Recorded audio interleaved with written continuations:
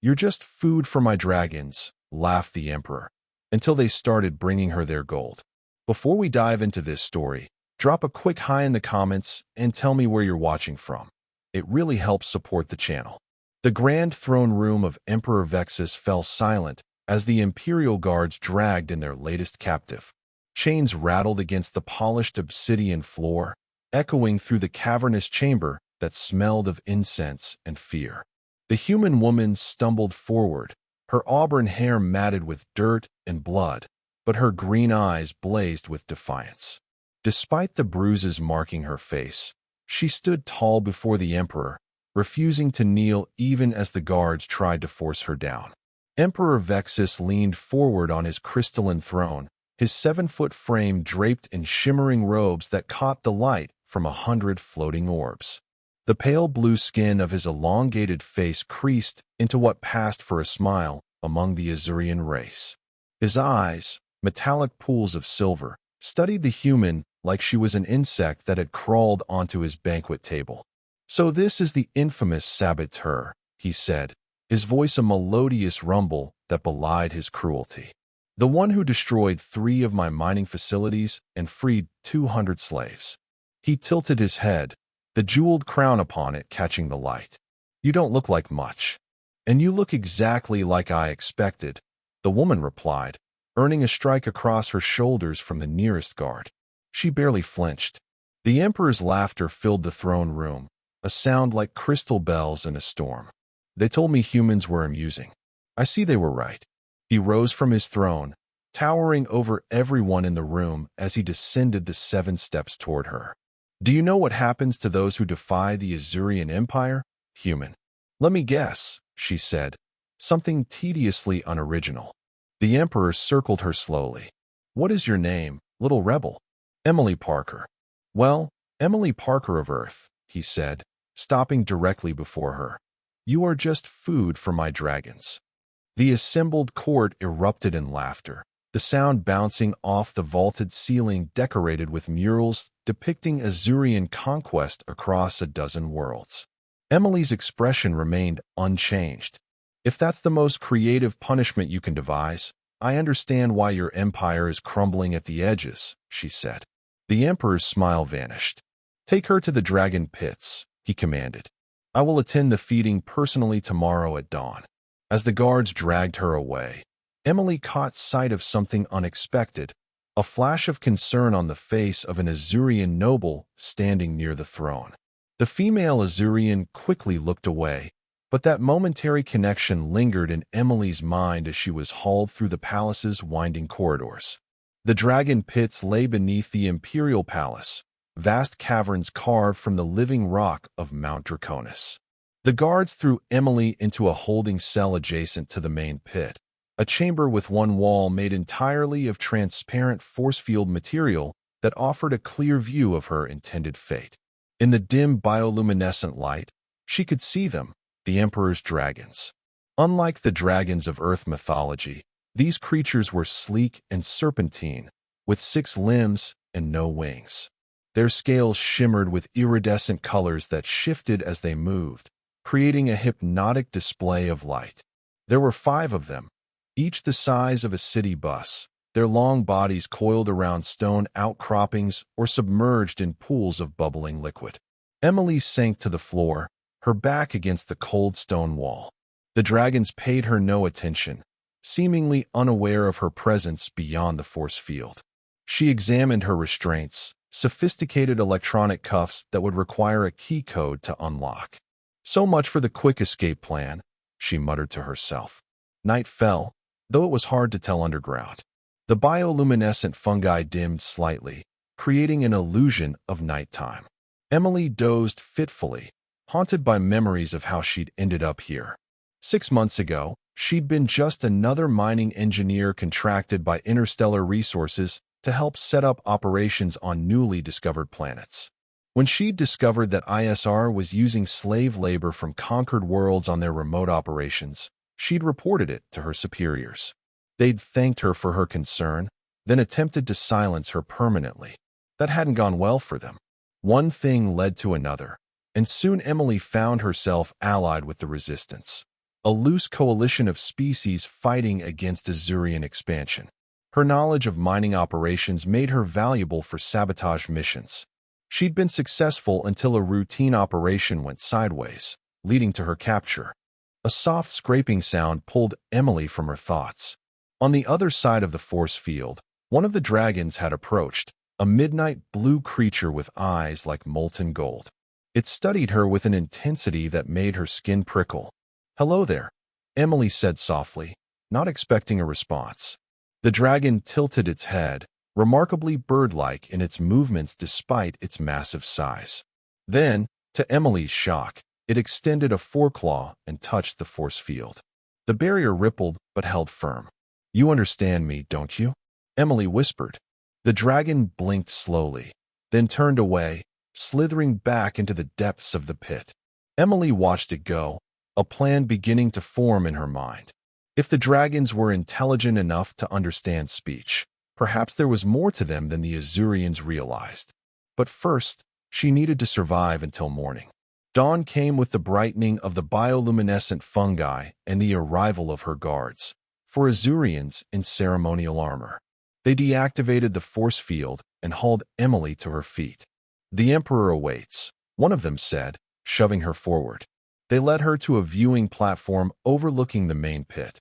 Emperor Vexus was already there, dressed in ceremonial attire even more elaborate than the previous day.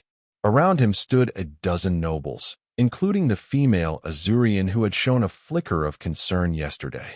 "Emily Parker," the Emperor announced. "Your execution will serve as a reminder that no one defies the Azurian Empire without consequences." Emily met his gaze steadily. "And here I thought we were going to have breakfast first." Several nobles tittered nervously, but the Emperor's expression darkened. "Your species' tendency toward inappropriate humor in the face of death is not as charming as you seem to think." He gestured to the guards, who led Emily to a circular platform extending out over the pit. They removed her restraints, then quickly retreated, leaving her alone on the platform. "Release the barrier," the Emperor commanded.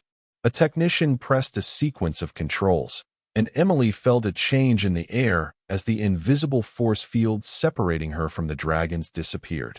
The platform began to lower slowly into the pit. "Goodbye, Emily Parker," the Emperor called down.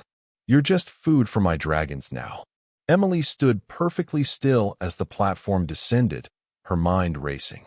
The dragons had begun to gather below, their sinuous bodies converging beneath her.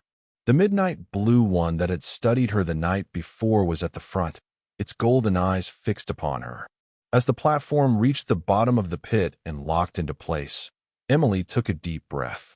The dragons approached cautiously, their movements deliberate and synchronized in a way that struck Emily as almost ceremonial. "I know you're intelligent," she said quietly, addressing the blue dragon. "I know you understand."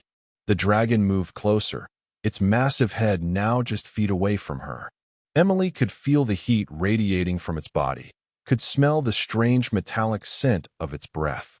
Above, the Emperor and his court watched in anticipation, their voices a distant murmur.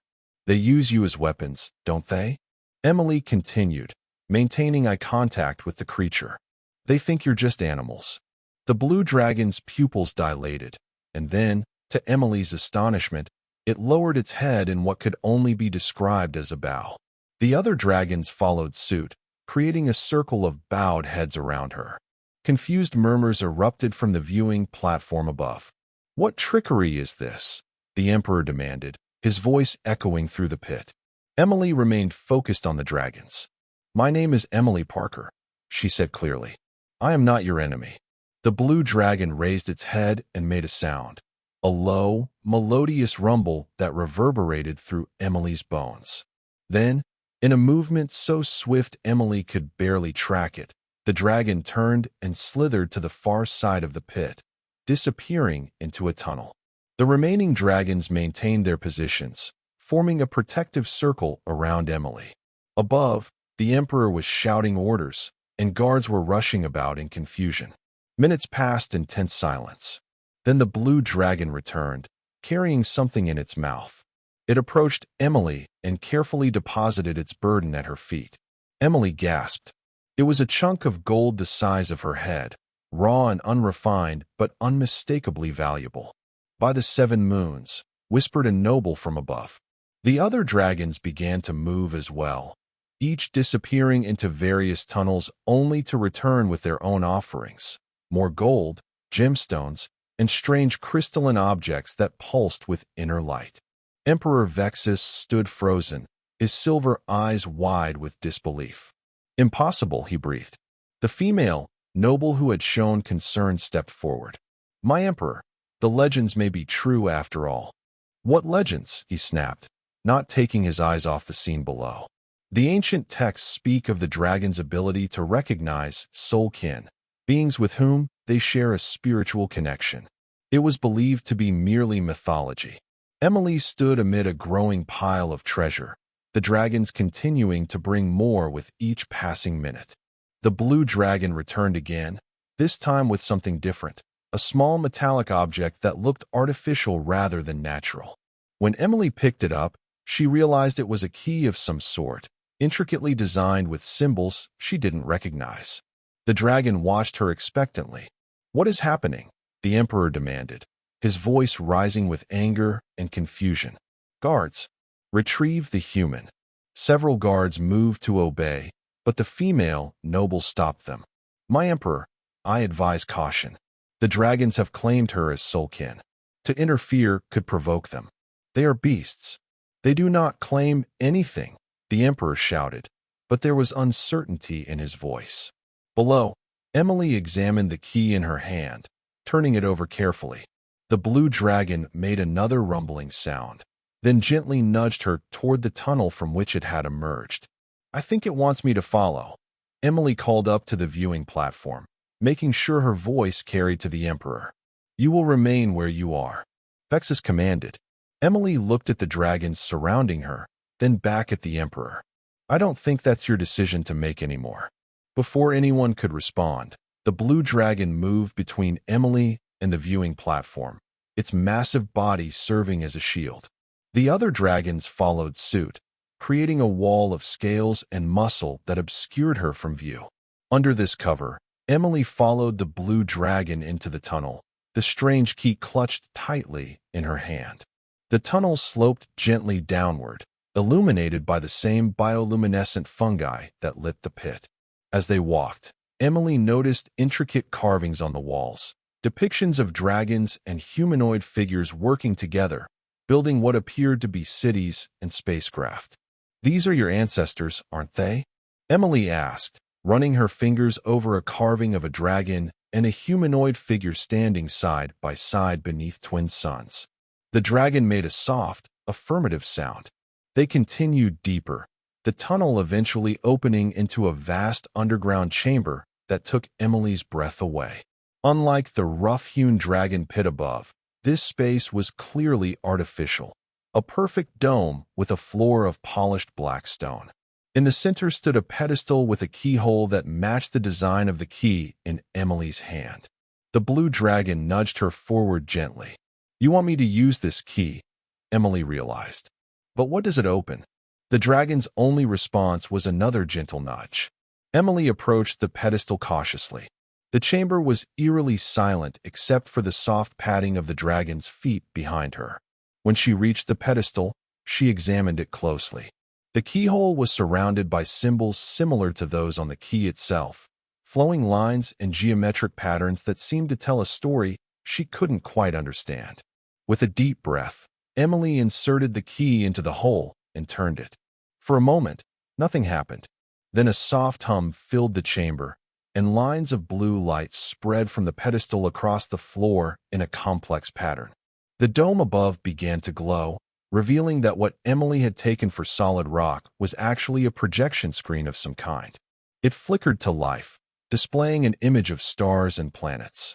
A voice spoke, not in any language Emily recognized, yet somehow she understood it perfectly. Activation protocol initiated. Genetic signature recognized. "Welcome, Kindrith." "Kindrith," Emily repeated, confused.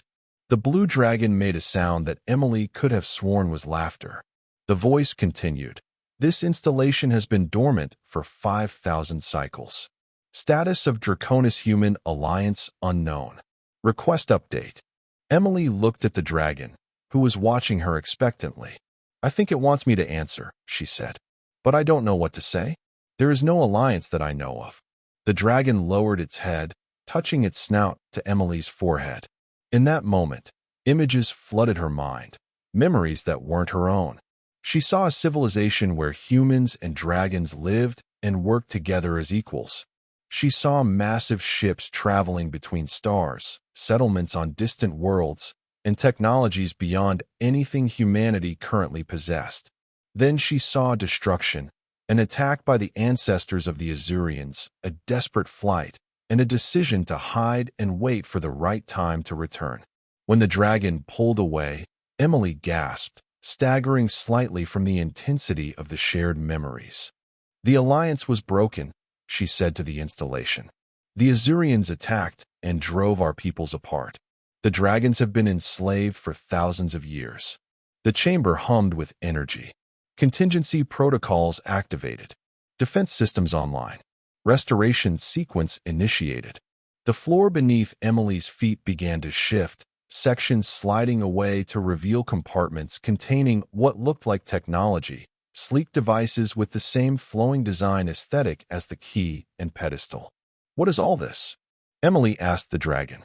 In response, the installation's voice spoke again. The Draconis cache contains the combined knowledge and technology of the Alliance at the time of separation. It was hidden to prevent capture by enemy forces and programmed to activate only when a compatible human and Draconis were present simultaneously.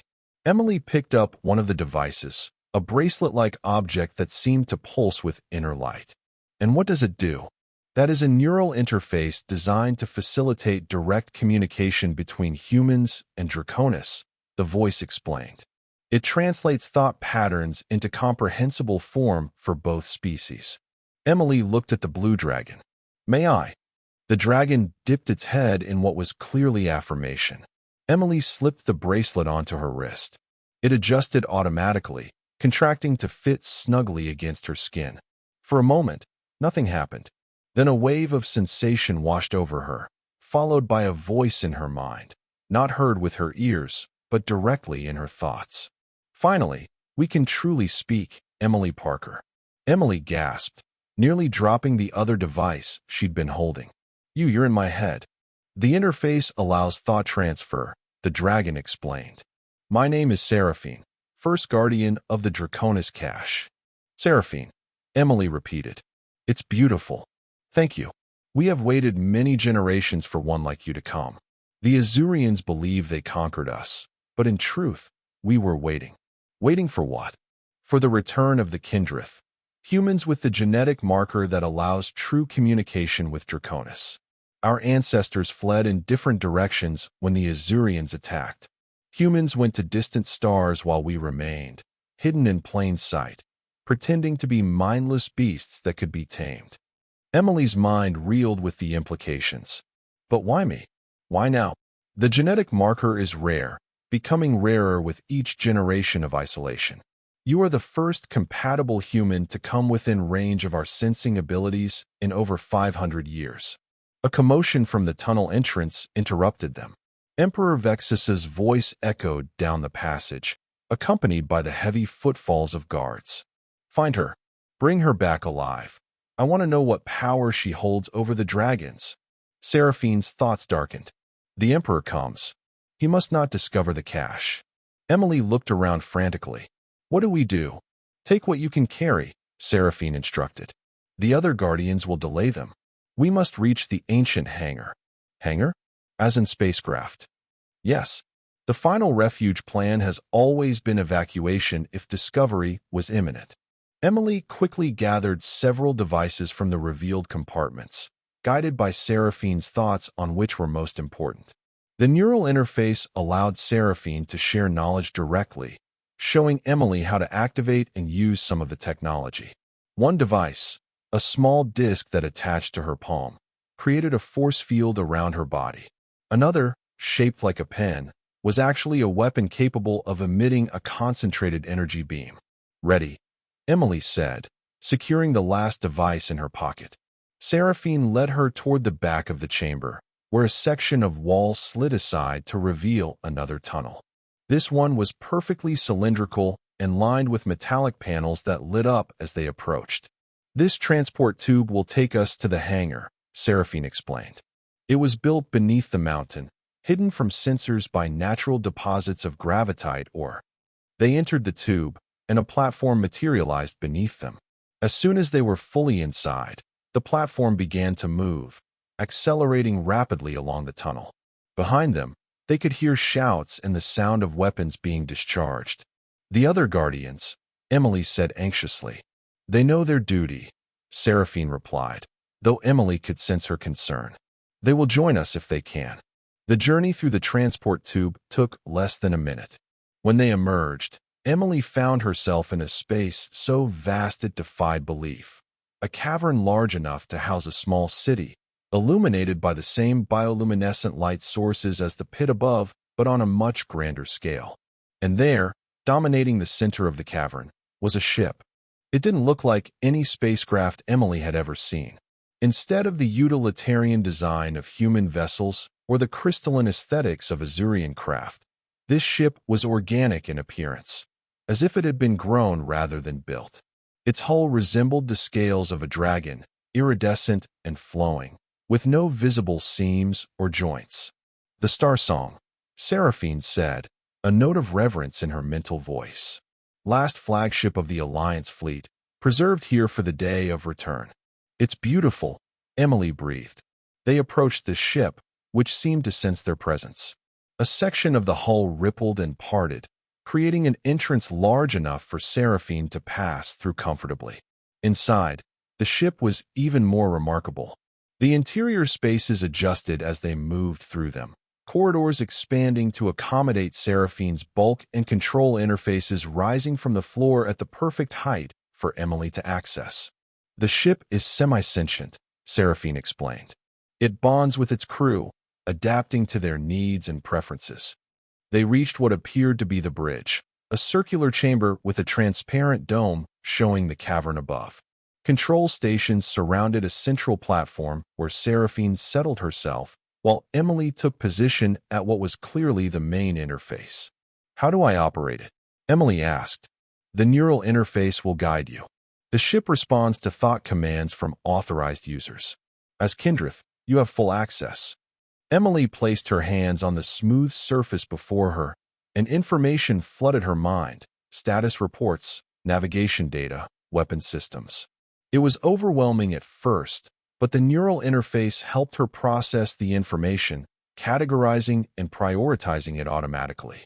"The ship is fully functional," she reported with amazement. "Power systems at 92% despite being dormant for thousands of years. Draconis technology is self-maintaining," Seraphine explained. "Now we must." A tremendous explosion rocked the cavern, sending dust and debris raining down from above. "They found the hangar entrance," Seraphine said urgently. "We must launch immediately." "But how do we get out?" Emily asked, looking up at the solid rock ceiling of the cavern. In answer, the ship's systems highlighted a section of the cavern wall. "The original entrance is sealed, but the emergency exit remains functional. It leads to a tunnel that emerges on the far side of the mountain, away from the Imperial City." Emily initiated the launch sequence with a thought. The ship hummed to life, lifting gently from its resting place.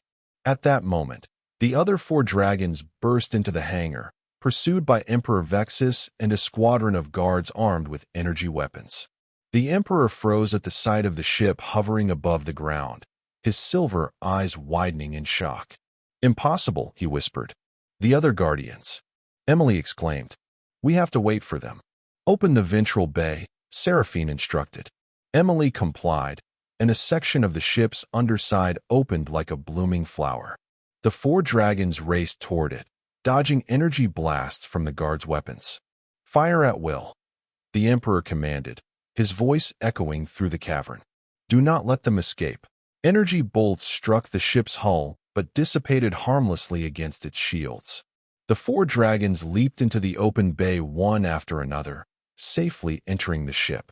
Emily began to close the bay doors, but Seraphine stopped her. Wait, there is one more coming. Through the view screen, Emily saw the female Azurian noble who had shown concern earlier racing across the hangar floor, pursued by guards. She was clutching something to her chest, a small box that seemed important given the risks she was taking. She helped us, Seraphine explained quickly. She is the one who ensured you were brought to the pit instead of being executed immediately. She has been our secret ally for years. Lower the ship, Emily commanded. We'll pick her up. The star song descended just enough for the Azurian woman to reach the open bay. She leaped inside, and Emily immediately closed the doors and directed the ship toward the exit tunnel. Emperor Vexus's rage was visible even from a distance. He aimed his personal weapon at the ship and fired repeatedly, each blast more powerful than those of his guards, but still ineffective against the ancient shields. "This isn't over, human," his voice boomed through a command amplifier. "I will hunt you across the stars." Emily directed the ship into the exit tunnel, which was barely large enough to accommodate it. The passage twisted and turned, following the natural contours of the mountain. "The tunnel emerges in 300 meters, Seraphine informed her. "Prepare for atmospheric flight." Emily accessed the flight systems, familiarizing herself with the controls through the neural interface. Despite never having piloted anything more complex than a mining shuttle, she found she could understand the ship's operations intuitively. The tunnel ended abruptly, and they burst out into open air on the far side of Mount Draconis, away from the Imperial City. Below them spread a vast forest, and beyond that, the glittering expanse of an ocean. "We're out," Emily exclaimed. "Where to now?" "Up," Seraphine replied simply. "To the stars. The Empire will send pursuit craft as soon as they realize what has happened." Emily directed the ship upward, accelerating through the atmosphere. The star song responded beautifully, moving with a grace that belied its size. As they climbed higher, Emily finally had a moment to process everything that had happened. In less than a day, she had gone from condemned prisoner to pilot of an ancient alien spacecraft, allied with dragons against an interstellar empire. "I still don't understand why the dragons were bringing me gold," she said to Seraphine. The dragon's mental laughter rippled through her mind. "An old tradition. When a guardian recognizes a kindred, they offer treasures as a sign of respect and alliance. We knew you were special the moment you entered the pit. Your genetic signature called to us. And the Emperor never realized what you really were. The Azurians see what they expect to see. They believed us to be powerful but mindless creatures that could be controlled through conditioning and force. We allowed them to believe this while we waited and watched for a kindred to return." The ship broke through the upper atmosphere into the silence of space. Behind them, the blue-green world of Azuria Prime grew smaller. "Sensors detect pursuit craft launching," reported one of the other dragons through the neural interface. "Imperial cruisers moving to intercept. Can we outrun them?" Emily asked. "Better," Seraphine replied. "We can outjump them." Through the interface, Seraphine showed Emily how to activate the ship's jump drive, a technology far beyond anything used by either humans or Azurians. Unlike conventional FTL drives that required complex calculations and specific jump points, the Starsong could create its own passage through space-time. "Where should we go?" Emily asked. "Earth," Seraphine suggested. "Your homeworld. The time has come to reforge the ancient alliance." Emily entered the coordinates for the Sol system, and the jump drive began to power up. Outside, the Imperial ships were closing rapidly, but they were still minutes away from weapons range. "Jump drive at full power," Emily announced. "Initiating jump in 3, 2, 1. The stars around them stretched into lines of light, and then reality itself seemed to fold. The star song slipped between the folds, vanishing from Azurian space. Emperor Vexus stood in his throne room, rage radiating from him like heat from a furnace. Before him cowered his chief science advisor, a thin Azurian who couldn't stop trembling. "Explain it again," the Emperor demanded, his voice dangerously quiet. The dragons appear to have been harboring advanced technology, Your Eminence, the scientist stammered. Our preliminary investigation of the underground chambers suggests they are not merely animals as we believed, but a sentient species with technological capabilities exceeding our own. And the human? What made her special? We are still analyzing the data, but there appears to be a genetic component. Something in her DNA resonated with the dragons. The Emperor turned to stare out the vast windows overlooking his capital city. Find her, he commanded. I want that ship. I want that technology. And I want that human's head. Yes, Your Eminence. We are tracking the energy signature of their jump. We should have a destination soon. Good. The Emperor's silver eyes narrowed. Prepare the fleet. We go to war. Meanwhile, aboard the Star Song, Emily sat on the bridge, surrounded by her new dragon allies. The Azurian noble, who had introduced herself as Lyra, sat nearby, still clutching the mysterious box. What's in there? Emily asked, gesturing to the box. Lyra opened it carefully, revealing a crystal sphere that pulsed with inner light. The control key for the Imperial Defense Network, she said. Without it, the Emperor's military capabilities are reduced by half. Emily's eyes widened. You're not just an ally. You're a saboteur. Lyra inclined her head. I am a descendant of those who opposed the original war against the Alliance. My family has preserved the truth for generations, waiting for this moment. And now? Emily asked, looking from Lyra to Seraphine. Now, Seraphine replied, we awaken the rest of my kind. There are dragon enclaves hidden throughout the Empire, guardians protecting caches of technology and knowledge, waiting for the signal to rise. And with the defense key, Lyra added, we can ensure they have time to mobilize before the Emperor can respond effectively. Emily leaned back in her control seat, trying to absorb the enormity of what was happening. So I'm not just a random mining engineer who got caught up in something bigger than herself. I'm some kind of, what did you call it? Kindred, with special DNA that lets me talk to dragons. And now we're going to start a revolution against the most powerful empire in known space. Seraphine's mental voice was warm with amusement. That summarizes our situation quite accurately. Emily laughed, the sound echoing through the bridge. And here the Emperor thought I was just food for his dragons. A rather significant miscalculation on his part, Lyra observed dryly. Indeed, Seraphine agreed. For it is not humans who shall feed dragons, but together we shall feed on the ashes of the Emperor's ambition. The Star Song continued its journey through the fold space, carrying with it the seed of revolution and the rebirth of an alliance that would soon shake the foundations of an empire. The journey to Earth took 3 days in fold space, though Emily experienced it as mere hours. The Star Song's technology allowed her to send a message ahead to her resistance contacts, warning them of their arrival and the revelations she carried. Do you think they'll believe you? Lyra asked, her elongated blue fingers tapping nervously on the control panel. The Azurian noble had adapted quickly to life aboard the ship, proving herself knowledgeable about Imperial tactics and technology. Emily shrugged. Probably not at first, but they will when they see all of you. Seraphine, coiled comfortably in the center of the bridge, projected amusement through their neural link. Humans have always been skeptical creatures. It is part of why our ancestors allied with yours. You question everything, even the evidence of your own senses. Speaking of questions, Emily said, turning to face the massive blue dragon, I still don't understand why the Emperor kept you in those pits if you're so dangerous. Why not just kill you? Prestige, Lyra answered before Seraphine could. The Imperial bloodline has controlled dragons for generations. It's a symbol of their divine right to rule. Besides, the dragons are incredibly resistant to damage. Killing one would require resources better spent elsewhere. We also ensured our apparent docility, added Seraphine. Any dragon who showed too much intelligence was hidden away, replaced by younger ones who hadn't yet learned to conceal their nature. The ship's alert system chimed softly, drawing their attention to the main view screen.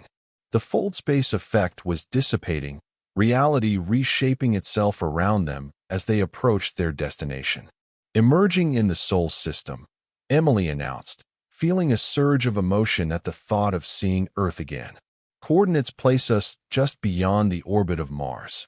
The view screen cleared, revealing the star-speckled blackness of normal space.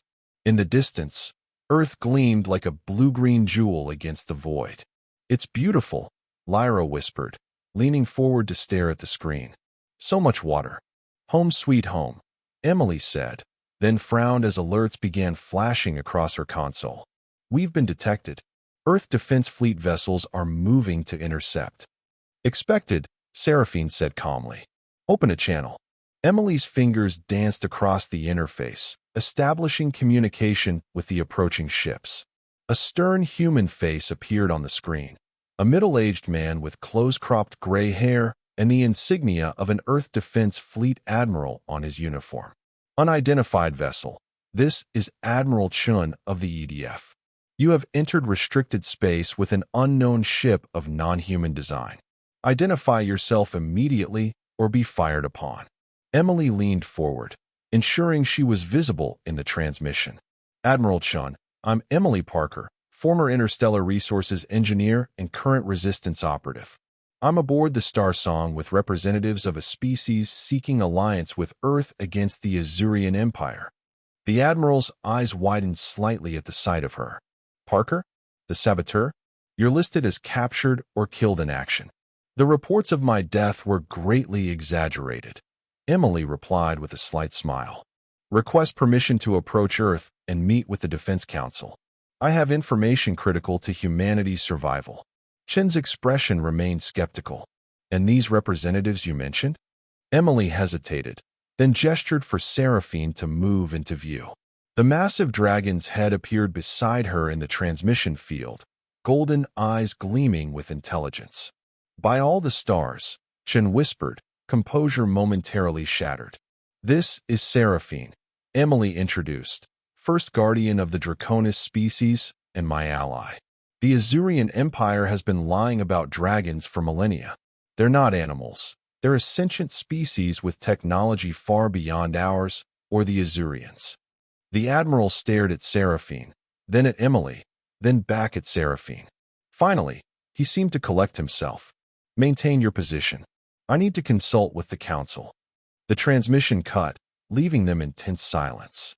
"Well," Emily said, "that went better than expected."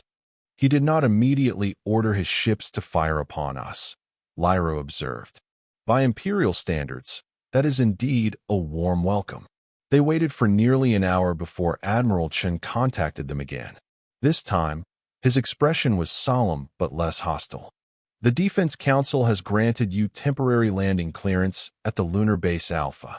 You will be met by a security detail and escorted to a containment facility until your story can be verified." "Containment facility?" Emily repeated with a frown. "We're not here as prisoners, Admiral." "Then consider it protective custody," Chen replied firmly. "An unknown ship carrying dragons appears in our system immediately after reports that you were captured by the Empire. Forgive us for being cautious, Parker."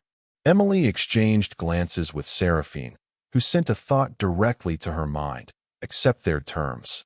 We can demonstrate our good faith once we are face to face." "Very well," Emily said to the Admiral. "We accept your conditions. Transmitting approach vector now." The journey to the lunar base was tense, with EDF ships flanking them on all sides. Emily guided the Star Song with precision, following the exact course they had been assigned.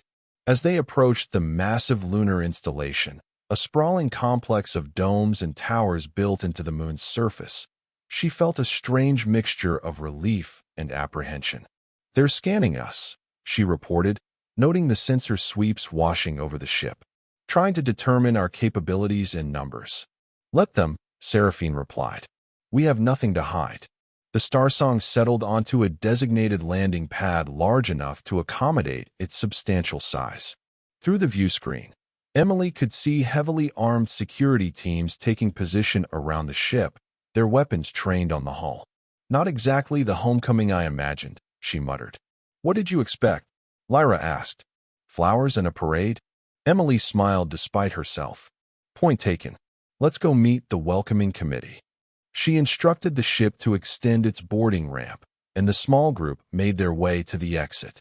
Emily went first, hands raised to show she carried no weapons.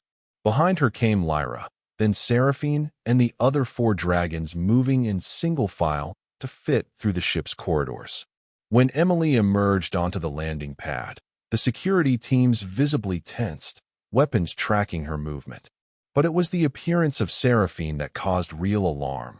Shouts of warning erupted as the massive dragon's head emerged from the ship. Hold your fire, Emily called out, placing herself between the security teams and Seraphine. They are allies, not threats.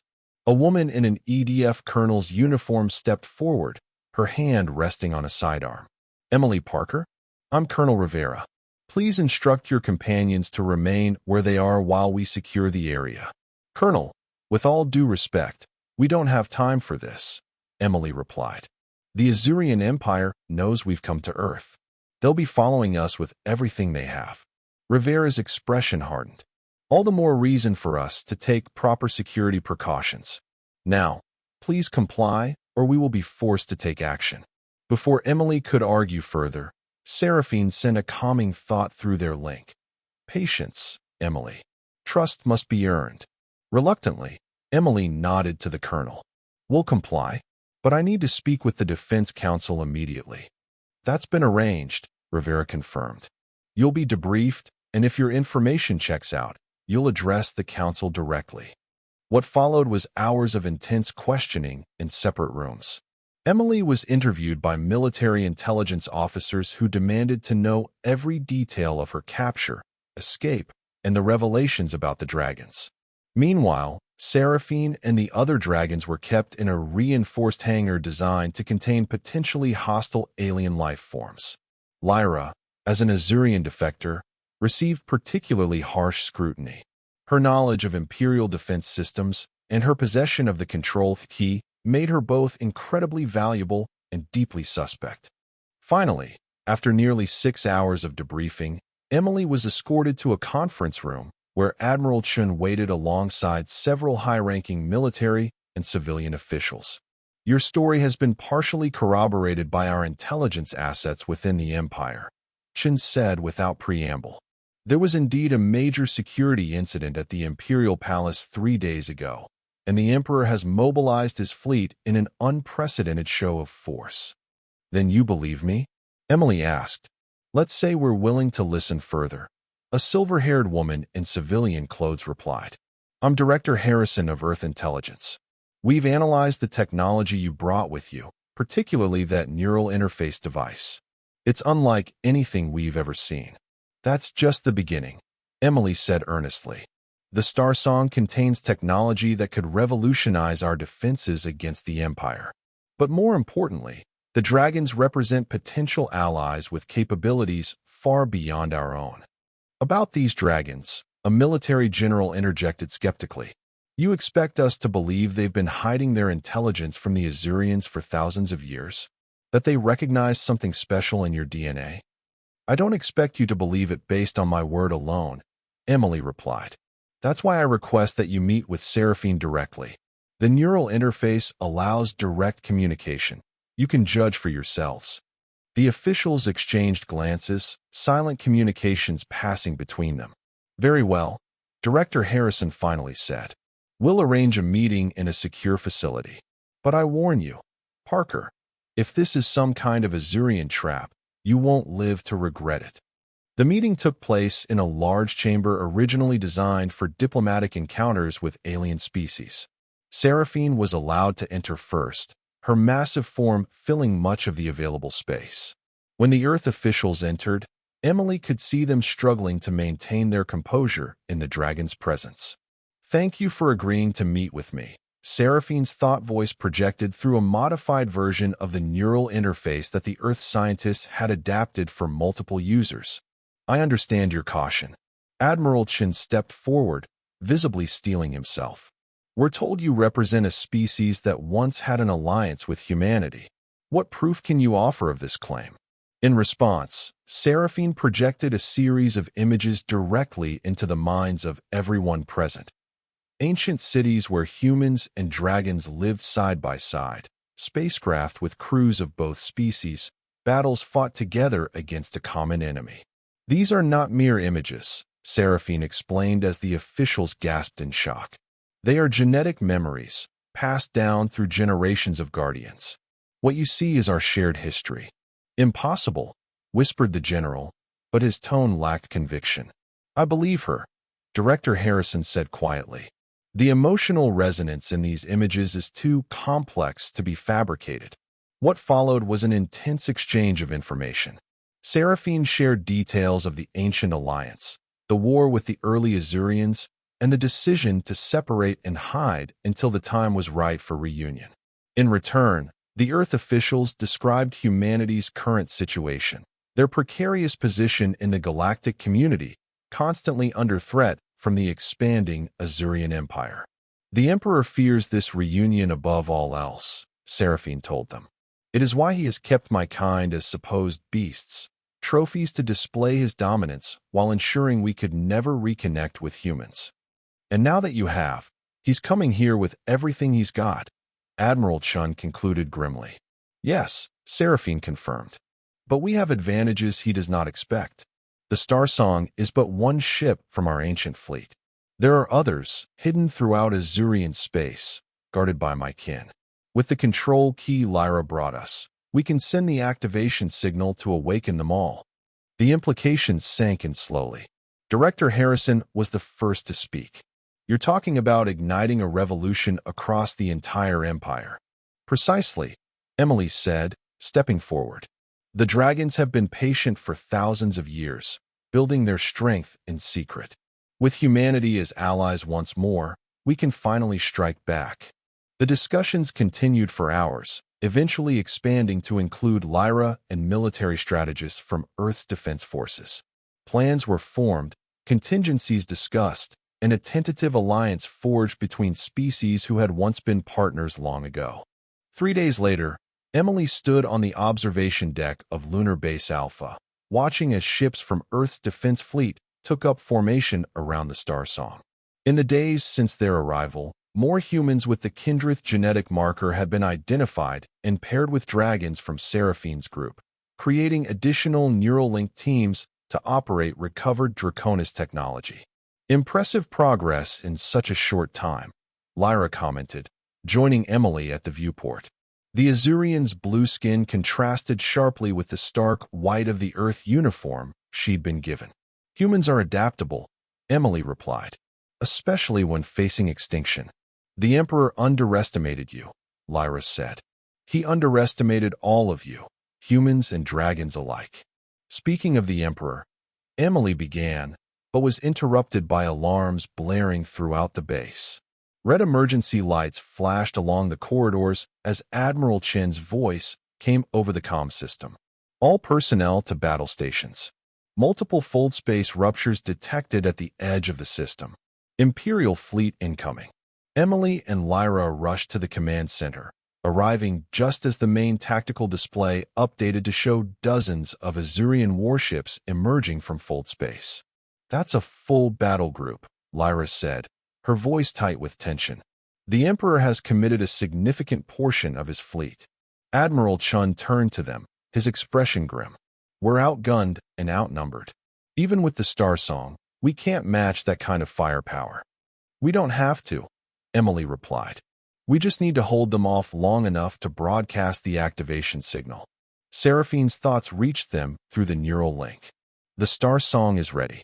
We should move now, before they can establish a blockade. The plan they had formulated was daring to the point of recklessness. Emily and Seraphine would take the Star Song directly toward the Imperial fleet, breaking through their lines just long enough to broadcast the activation signal to dormant dragon enclaves throughout Azurian space. Meanwhile, Earth's defense fleet would engage in delaying tactics, drawing as much Imperial attention as possible. This is suicide, Chen protested as Emily prepared to return to the Star Song. You'll be destroyed before you can get close enough. The Starsong's shields are stronger than anything in the Imperial arsenal, Emily reminded him. And they won't expect us to attack directly. It's the last thing a rational opponent would do. Which is precisely why it might work, Lyra added.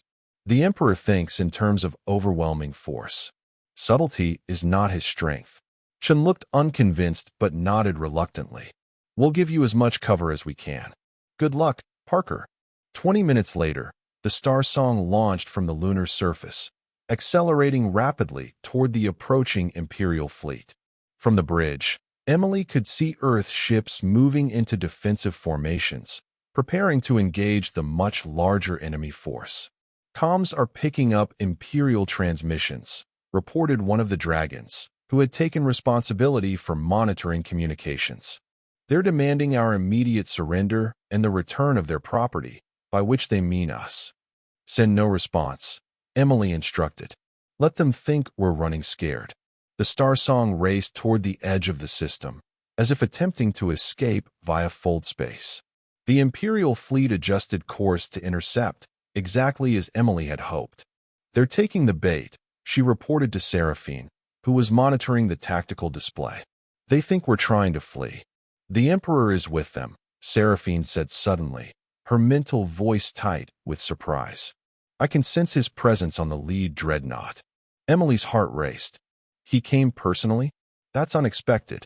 Perhaps not, Lyra interjected. This is a matter of personal humiliation for him now.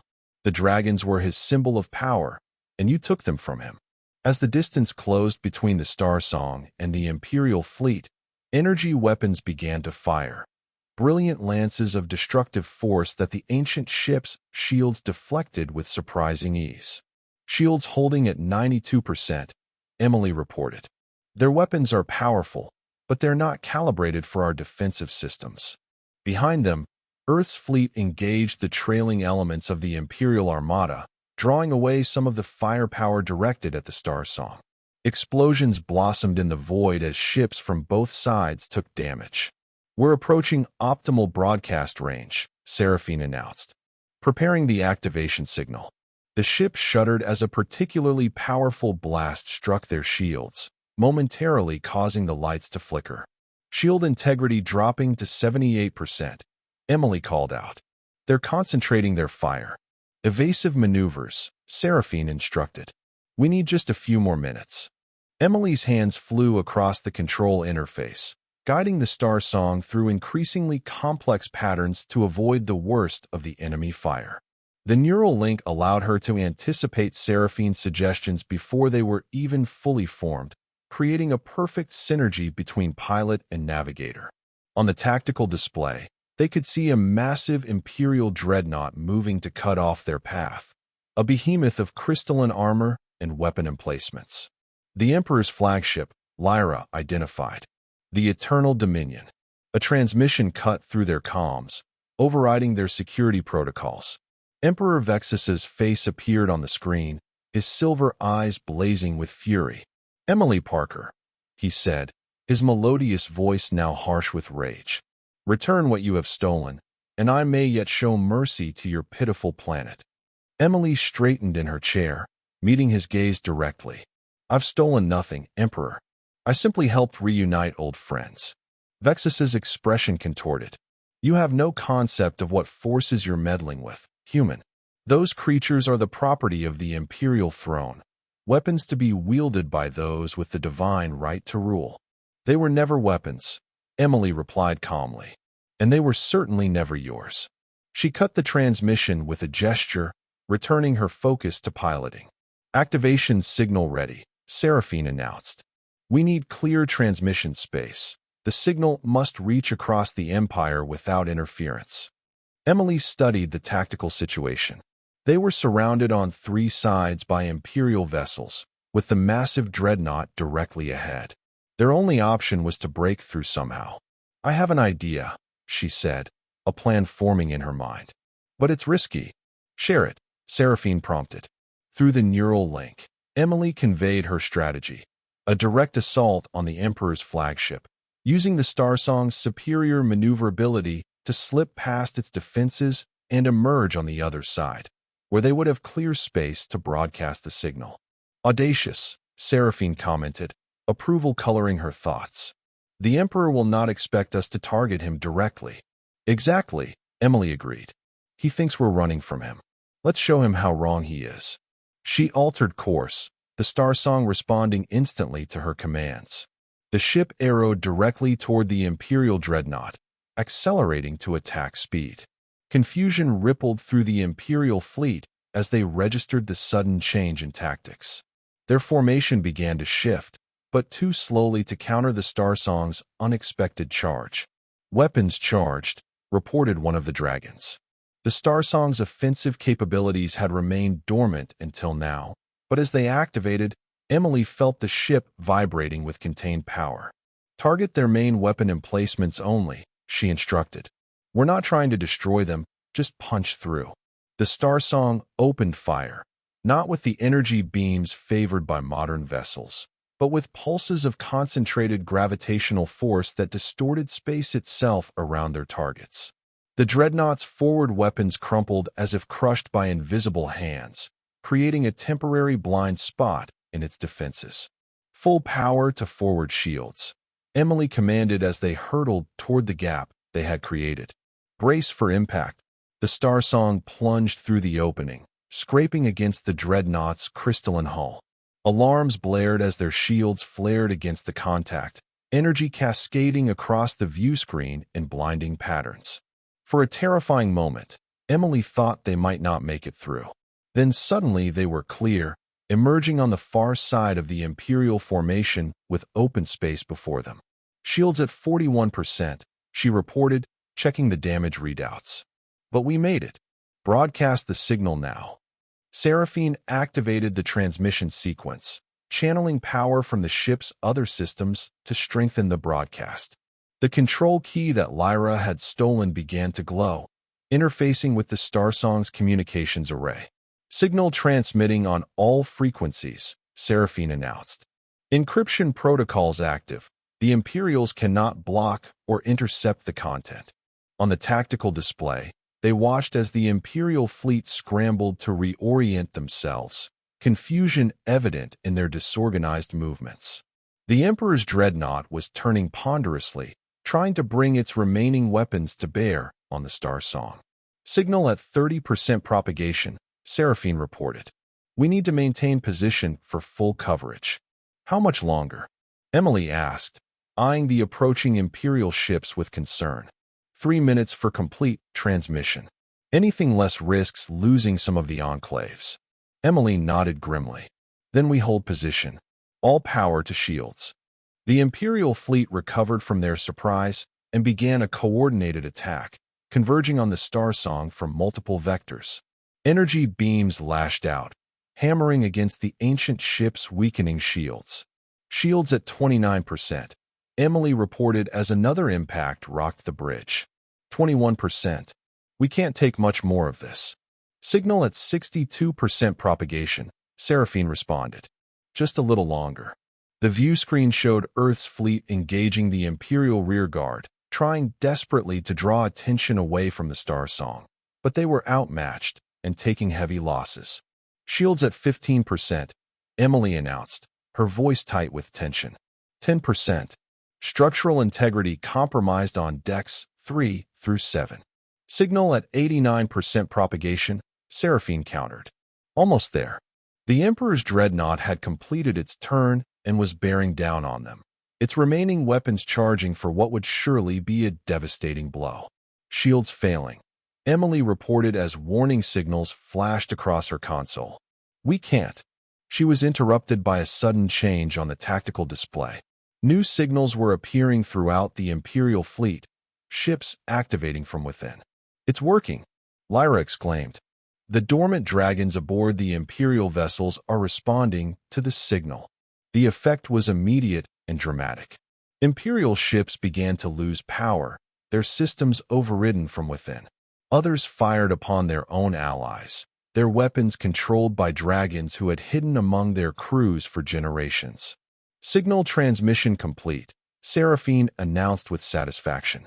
The awakening has begun. On the view screen, They watched in amazement as the Emperor's dreadnought itself began to list to one side, its engines sputtering. Explosions blossomed along its flanks as internal systems failed catastrophically. There were dragons on the Imperial flagship? Emily asked, stunned. Of course, Seraphine replied. Where better to hide than in plain sight, at the very heart of power? The Imperial fleet was in chaos now, their coordinated attack collapsing into disarray as ship after ship fell under dragon control or was disabled by its suddenly rebellious systems. We should rejoin the Earth fleet, Emily suggested, already plotting a course. They've taken heavy damage. Before they could move, a priority transmission cut through their communications. Admiral Chun, his face grim but triumphant. Parker, are you seeing this? The Imperial fleet is tearing itself apart. It's the activation signal, Emily explained quickly. Dragons hidden throughout the Imperial fleet are taking control of the ships they've been secretly monitoring for centuries. Then it worked, Chun said, relief evident in his voice. But we've still got problems. Our fleet is at less than 60% operational capacity, and we're detecting a second wave of Imperial reinforcements entering the system. Where? Emily demanded, checking the tactical display. Coming in from the opposite vector, they must have split their forces to trap us in a pincer movement. Emily exchanged a glance with Seraphine. The signal hasn't reached them yet. No, the dragon agreed. They were too far out when we broadcast. We need to hold them off until the dragons aboard their ships can respond. Can the Starsong still fight? Chun asked. Emily checked the ship's systems. Barely. Shields are almost gone, and we've got structural damage throughout the hull. Then fall back to the lunar defense perimeter, Chun ordered. We'll form a new defensive line there. As the battered Earth fleet and the Starsong regrouped near the moon, the first Imperial wave continued to disintegrate, their formation now completely shattered as dragon-controlled ships turned against those still under Imperial command. The Emperor's dreadnought, however, was slowly regaining control, its systems stabilizing as internal battles raged between loyal crew and awakened dragons. The Emperor must have some kind of contingency against dragon rebellion, Lyra observed, watching the dreadnought's recovery. Perhaps special security forces trained to detect and neutralize dragons. It won't save him, Seraphine said confidently. The balance has shifted too far. The second Imperial wave appeared at the edge of the system, advancing in perfect formation, 50 warships arrayed in attack posture, untouched by the chaos affecting the first wave. They're launching fighters, reported an Earth defense officer over the comm link. Hundreds of them, on an attack vector toward the lunar base. Intercept them, Chun ordered. All available ships to defensive positions. Emily studied the tactical situation, a growing sense of dread building within her. The Earth fleet was too damaged, too depleted to repel this fresh assault. Even with the help of the dragon-controlled Imperial ships from the first wave, they were outmatched. We need more time, she said to Seraphine. The activation signal hasn't reached all of those ships yet. There may be another option, the dragon replied thoughtfully. The Starsong carries one weapon we have not yet deployed, the gravitational fold. What does it do? Emily asked. It creates a localized fold in space-time, temporarily removing anything within its radius from normal space. It was designed as a defensive measure, not an attack. How large an area can it affect? At full power? Perhaps a sphere 3 kilometers in diameter. Emily's eyes widened as she realized the implications. Not large enough for the entire fleet, but perfect for their command ships. My thoughts exactly, Seraphine agreed. If we can disrupt their command structure, it will buy time for the activation signal to reach the dragons aboard those vessels. But the Starsong's power systems are already strained, Emily pointed out. Activating something like that could drain us completely. A necessary risk, Seraphine replied. The alternative is defeat. Emily relayed their plan to Admiral Chun, who reluctantly agreed. If it gives us a fighting chance, do it. But be warned, you'll be exposing yourselves to concentrated fire. With your shields in their current state, that's a suicide mission. Not if we're fast enough, Emily countered. We just need one clear shot at their command group. The Starsong broke away from the defensive line, accelerating toward the advancing Imperial fleet. What shields remained were focused forward, creating a wedge that might allow them to penetrate deep enough to deploy their weapon. Imperial fighters swarmed toward them, energy weapons blazing. Most impacts were absorbed by the shields, but some found their way through, scarring the ancient hull. Power to the gravitational fold generator, Emily instructed, her hands dancing across the control interface. Divert everything except life support and minimal propulsion. Charging, Seraphine confirmed. 60% and rising. The Starsong plunged into the midst of the Imperial formation, taking fire from all sides now. Warning signals flashed across Emily's console as systems began to fail throughout the ship. Hull breach on Deck 5, reported one of the dragons. Emergency containment holding. 80% charge, Seraphine announced. Target locked on their command cluster. Through the view screen, Emily could see the heart of the Imperial formation. 3 large command vessels surrounded by escort ships, coordinating the attack. If they could disrupt that nexus, the entire assault might falter. Almost there, she muttered, making minute adjustments to their course. Just a little closer. A massive impact rocked the ship, throwing Emily against her restraints. Half the bridge displays went dark, emergency lighting activating as primary power fluctuated. Direct hit to our propulsion system, one of the dragons reported urgently. We're losing maneuverability. Gravitational fold at 92% charge, Seraphine reported. We need to deploy now or risk losing the weapon entirely. Do it, Emily commanded. Full discharge on my mark. 3, 2, 1 mark. The Starsong shuddered as energy surged through its systems. From the bow of the ancient vessel, a pulse of distorted space erupted. Not a beam or explosion, but a rippling wave of bent reality that expanded outward in a perfect sphere. When it reached the Imperial command ships, they simply vanished, not destroyed, but removed from normal space-time, caught in a bubble of folded reality that shimmered like heat haze against the backdrop of stars. Gravitational fold deployed successfully, Seraphine announced. Command vessels will be displaced for approximately 8 minutes. That's our window, Emily said, already turning the damaged Starsong back toward the Earth fleet. Without central coordination, their attack will lose coherence. As predicted, the Imperial formation began to falter. Ships continued to advance, but their once perfect coordination dissolved into individual actions without the command structure to guide them. And then, just as Emily had hoped, ships within the second wave began to turn against each other. The activation signal had reached the hidden dragons aboard those vessels. Confusion turned to chaos as the Imperial fleet found enemies within their own ranks. It's working, Lyra exclaimed. The dragons are taking control. The Starsong limped back toward the lunar base, trailing debris and venting atmosphere from multiple hull breaches. They were nearly clear of the fighting when a single Imperial cruiser broke away from the main force, accelerating on an intercept course. We have a pursuer, Emily reported, checking the tactical display. Moving too fast for a standard cruiser. The image on the view screen magnified, revealing the vessel's identity. It was not a cruiser but a modified royal yacht, smaller than a warship but heavily armed and incredibly fast. The Emperor, Seraphine said grimly. He's abandoned his flagship.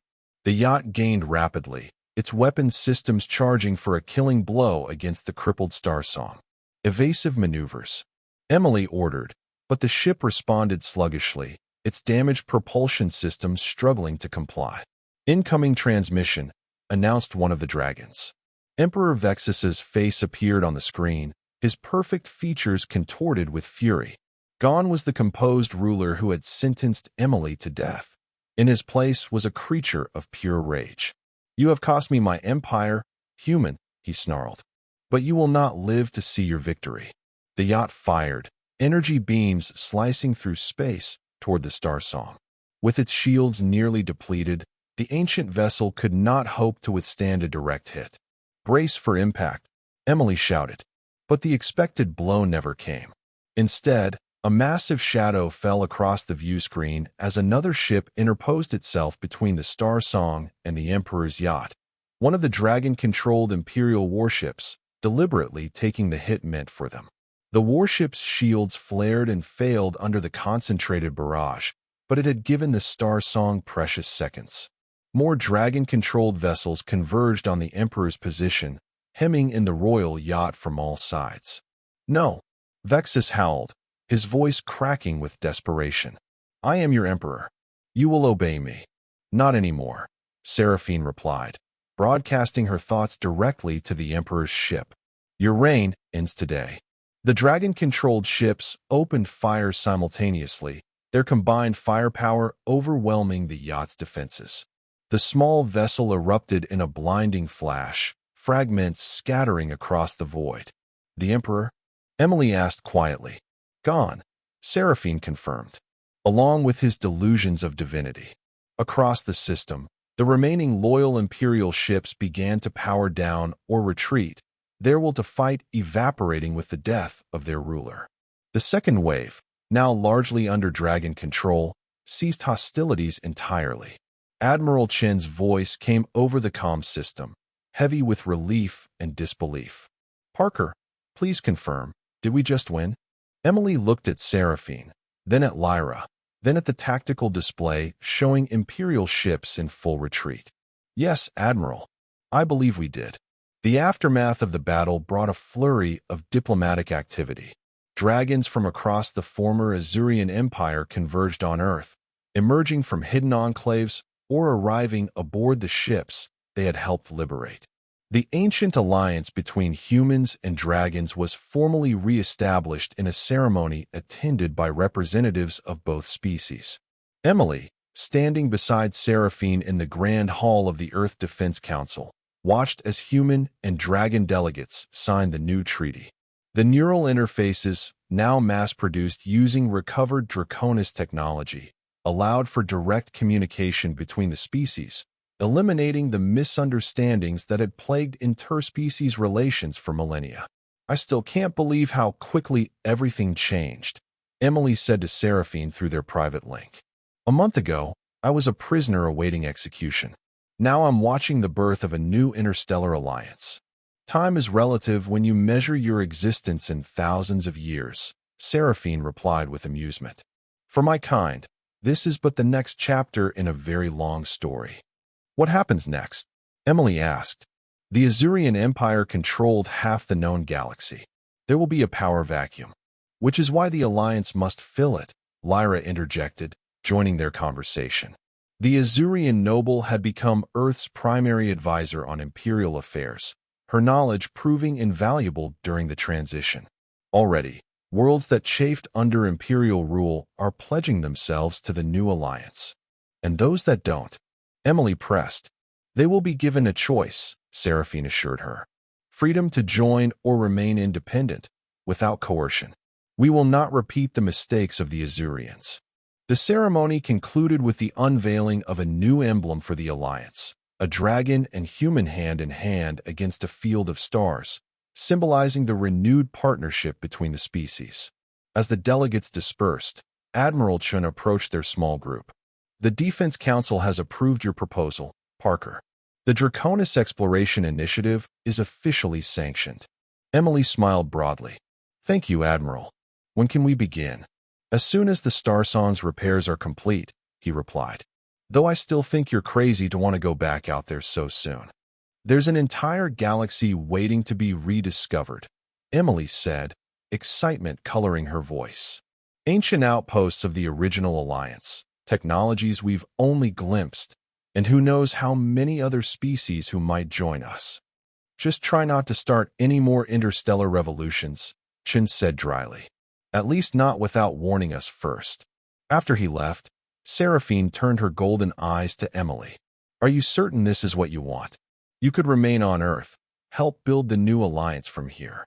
"I'm certain," Emily replied without hesitation.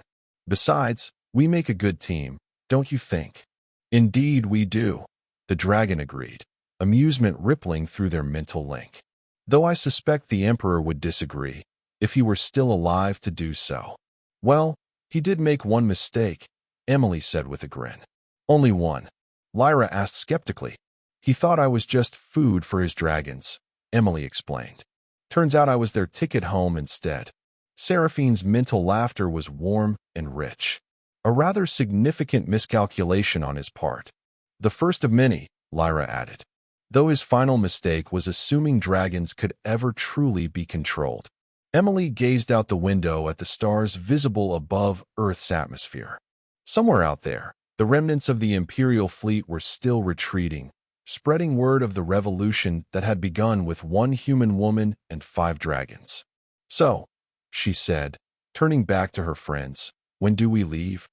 6 months later, the fully repaired Starsong departed Earth orbit, its mission to explore the far reaches of the galaxy and strengthen the growing alliance.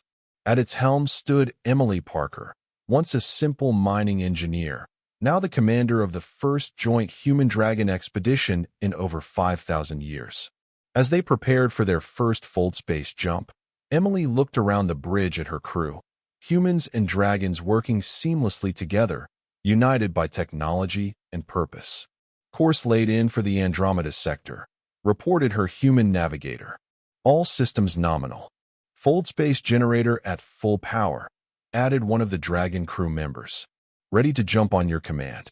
Emily settled into her captain's chair, Seraphine coiled comfortably beside her. Take us out, she ordered. Let's see what's waiting for us out there.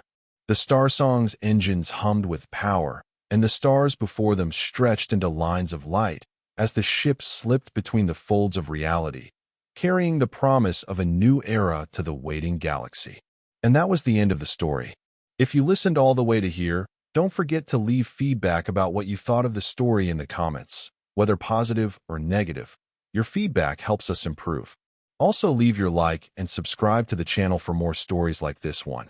And I'll leave here on the screen another video that I'm sure you'll like. Big hug, and see you in the next story.